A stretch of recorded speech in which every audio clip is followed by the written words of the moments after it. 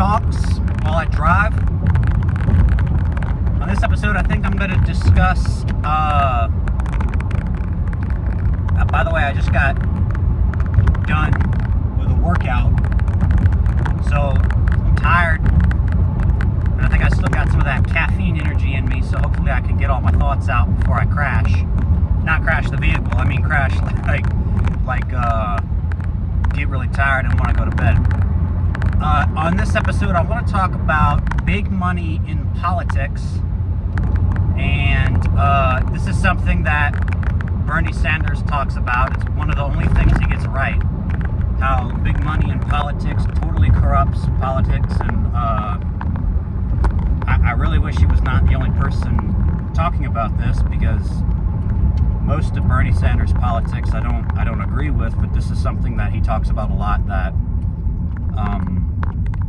is very true and very correct. Basically, if you don't know what we're talking about when we say big money in politics, you'll get billionaires, left-wing billionaire, George Soros, right-wing billionaire, Peter Thiel, and there are obviously others. Super PACs like AIPAC, and others that fund campaigns. And if you don't know anything about about political races, toss-ups and stuff like that, all you really need to know is that whoever has more money is more than likely to win. If it's like a toss-up state where one person might win, it's a close race, the vast majority of those races are decided by who has more money. And if you've got a billionaire behind you giving you money, then that's obviously gonna substantially increase your chances of a victory. And the big problem with this is that in order to win, you need the money. But in order to get the money, you got to get the guy behind you. And if you want to get the guy behind you, you got to say you're going to implement the laws that he wants. So, for example, let's say Elon Musk, for example, has, there's obviously some infighting with him and Trump recently. If you're watching this in the future, maybe they've made up. Maybe they're enemies now. I don't know. But there's been some infighting. But back when they were buddies, Musk basically said he's going to fund the campaign of anyone who, if you have somebody in Congress who opposes Donald Trump's agenda, that Elon Musk would fund somebody else's campaign to primary that person out and get them to lose. And obviously that's not just a problem with Elon Musk. That's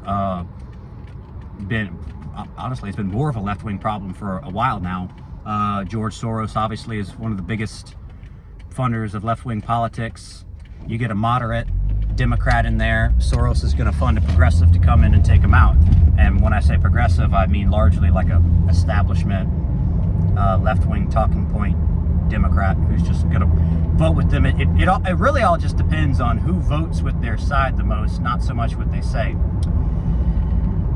And this is a massive problem, because then you basically just get monoliths in each party, and that's basically where the term establishment comes from. We use the term establishment a lot.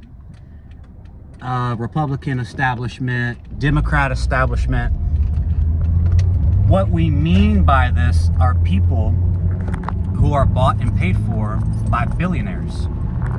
What we mean by establishment is you've got the same couple of billionaires who are funding all of the campaigns, and they're funding multiple people, and all of the people are saying the same things, not because they're genuinely believing it, but because they're mouthpieces, because they want to win and they want to get the victory, because that is how they get a job. That's where, I mean, these career politicians, they come in and they get jobs forever.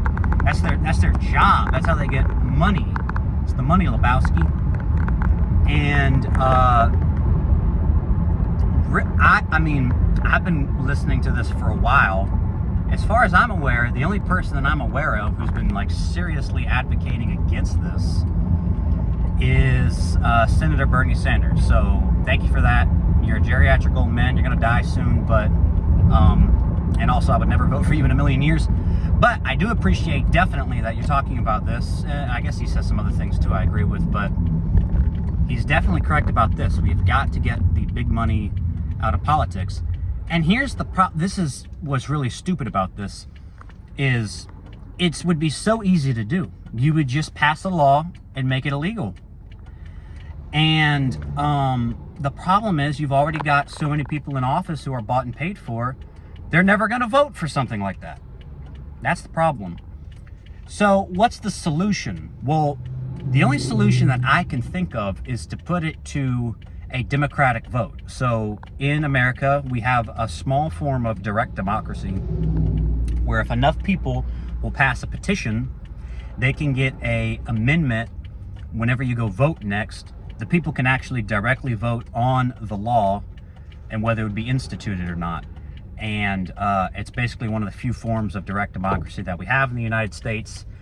And this is what I advocate for. It's what I endorse. We need to get bills, amendments on record whenever we go vote, and the people have to go and vote for it. And I can't really see the people, as dumb as we are, I can't really see, whether it's a blue state or a red state, I can't really see any state who would vote against something like that.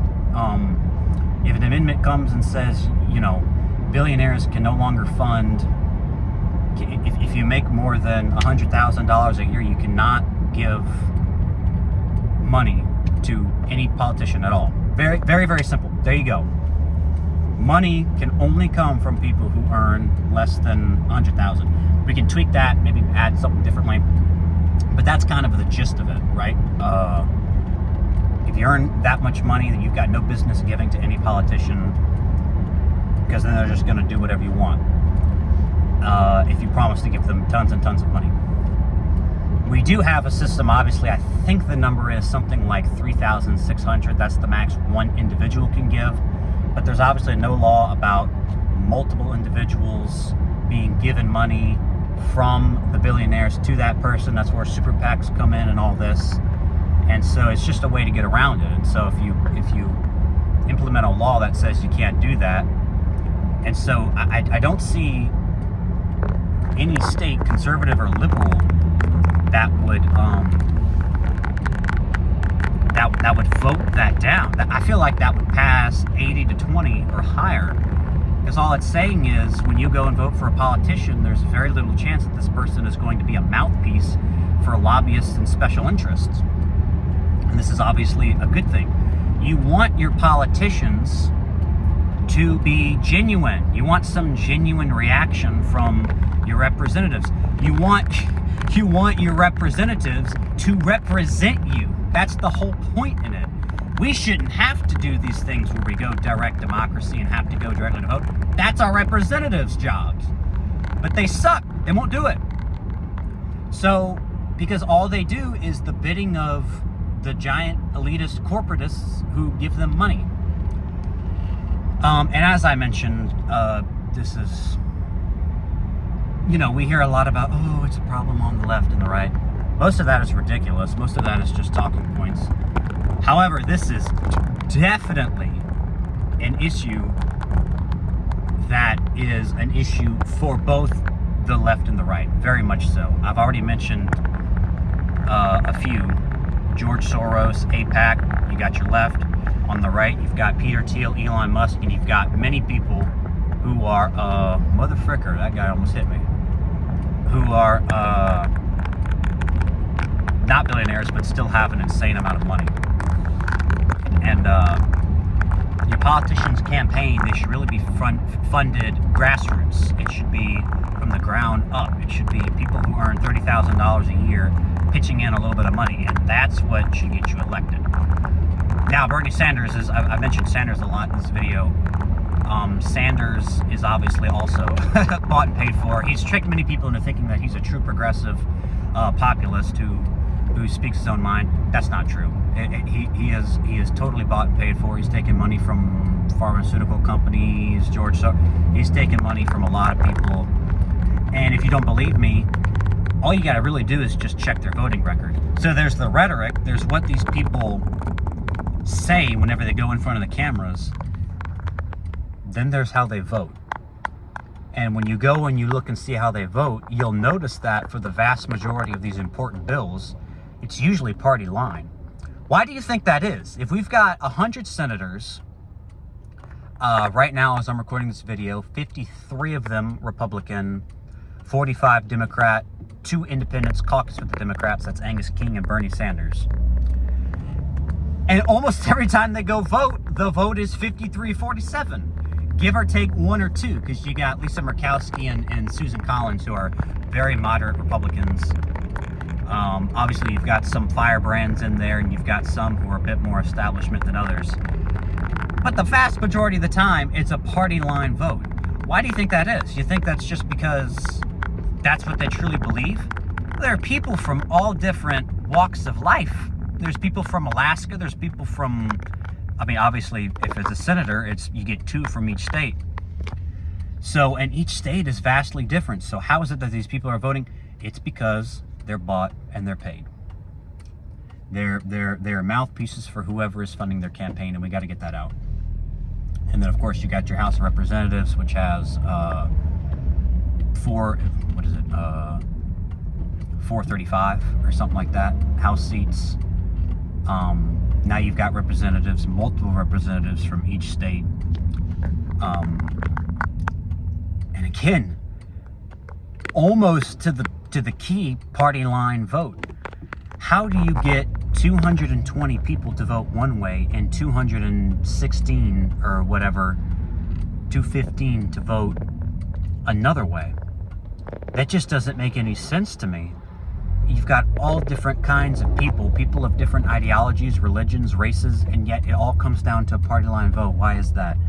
It's because they're being paid to vote in one particular way. Okay? It's because they don't care about you. They care about getting money. And we got to get that out. I need to get this word out that we need to get, I don't know exactly how it works. I believe you do your petitions, I think is the word I'm thinking of. You do a petition where you get enough people on board, and then they get it on the next thing. We've done it many times. I'm from Louisiana. So, and like I said before, I just don't see anyone. What is the counter argument to not having super wealthy people pick our politicians, essentially? Because, you know, obviously we're supposed to live in a democracy where people choose their politicians, but the people are retarded, and we keep choosing the dumbest politicians over and over again that keep running. Well, the people who run and get the fame and get all the headlines and all this, it is supposed to be the people who have a good message and who will fight for you, but it's the people really who just have the most money. And where do they get it from? They get it from, obviously, the billionaires. I'm kind of repeating myself, kind of rambling, but you get the point. So we got to fix this. We need to bring more attention to this. This is one of those few issues where it's definitely something that right and left need to get behind together, and get this out of there. So I think that's all I have for this episode of Q Talks. I hope you found this video edifying and encouraging. May the Lord bless you, keep you, and make his face to shine upon you. I will see you all next time. Blessings from the Stafford family. Bye-bye.